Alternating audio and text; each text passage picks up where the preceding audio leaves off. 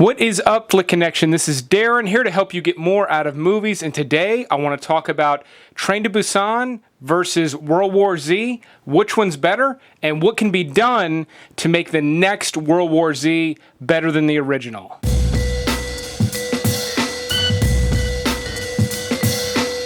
Now, if you're not familiar with Train to Busan, it's a great film from Korea, the zombie movie. It's really intense. I get a lot of comments on this movie on the channel, which is why I'm doing this video. It's currently available on Netflix, and I've recommended it multiple times in my weekly Netflix recommendations. If you want to check those videos out, definitely click the subscribe button and click the little bell, and you'll get notifications, and you'll almost never run out of things to watch on Netflix, Amazon Prime, or Hulu.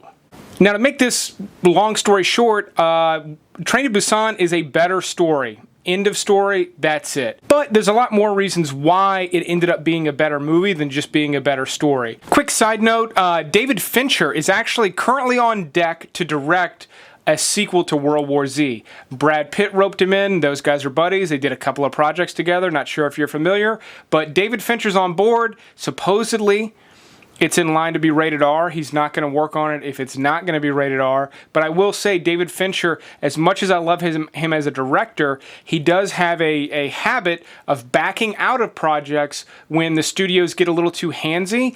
And studios have a bad habit of getting really handsy with big budget zombie projects like World War Z. But at the end of this video, we'll start to talk a little bit about what can be done to make the sequel better than the original. One of the big problems I have with World War Z, I sort of mentioned already, and that's the fact that it's PG-13. You're well aware the entire time you're watching it, at no point are you about to see Brad Pitt get his guts just devoured in front of the camera. It's not going to happen. It's not going to happen for the gore, and they're not going to kill off Brad Pitt in a really, really horrific way, especially in a PG-13 movie when people are in there watching it with their kids. It's just not going to happen. So that rating immediately ruined that movie for me, and it played out that way. It played out like a PG-13 movie. Train to Busan, on the other hand, is very graphic, and in true monster movie fashion, anybody can die at any time.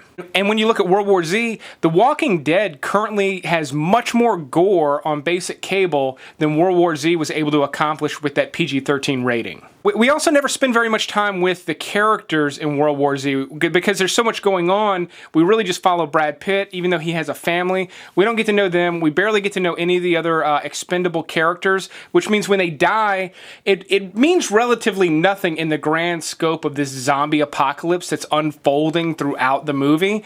And we spend maybe a little too much time there, sort of just kind of milling over things and trying to figure things out, instead of like really kind of in the throes and the terrors of fighting off zombies. Whereas Train to Busan, we've got ordinary people trapped on a train, and we, the audience, we're trapped on the train with them. The camera's inside the train for most of the movie, and we're close to the main characters. We see them interact. Even though you're having to read it with subtitles, it really conveys a lot of the stress and strain that they're under because we're also in this claustrophobic environment. So I thought that worked really well with Train to Busan, even though it is a much smaller story.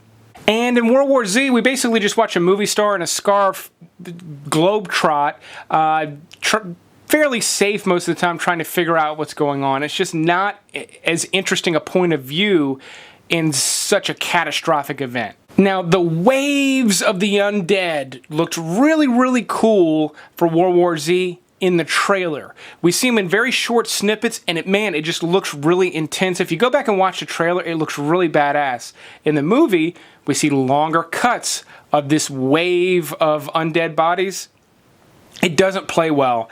They're all CGI, it's 100% synthetic, and it feels like it. Even though we've come a really long way and animals look really impressive with CGI, humans and humanoid bodies do not. They still feel very light.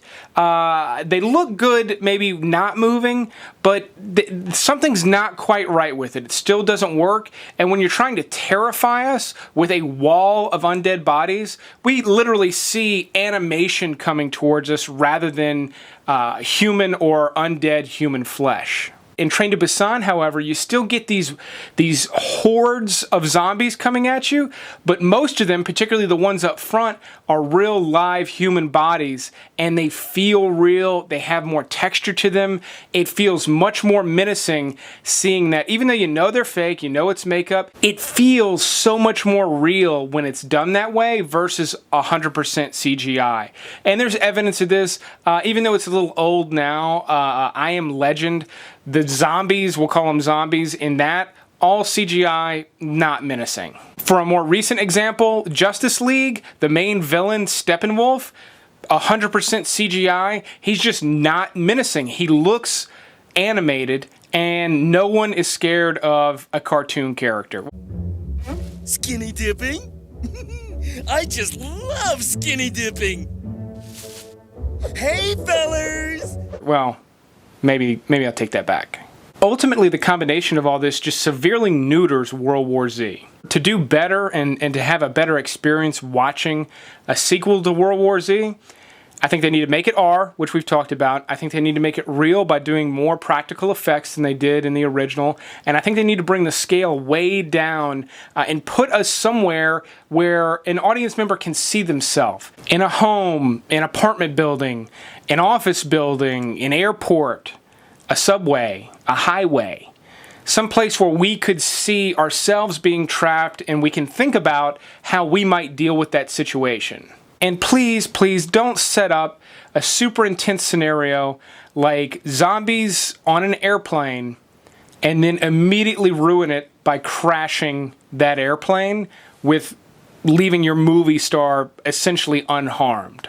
And also, don't set up a scenario where the hero has to give himself an injection of a deadly virus, which should be in a really, really intense moment. He's trying to save humanity by essentially possibly killing himself, and you face him off with this thing. So let me know in the comments below if you agree with my assessment, if you think those things will make World War Z 2 better, if you like Train to Busan better, like most people have said in the comments section. If somehow you have not seen Train to Busan, I tried not to give you any spoilers, but definitely go check it out while it still is on Netflix. If you're watching this in the future, look for it. It's around. It's well worth the rental. But I will keep making these videos as long as you keep watching them. But thanks for watching this one, and you will see me next time.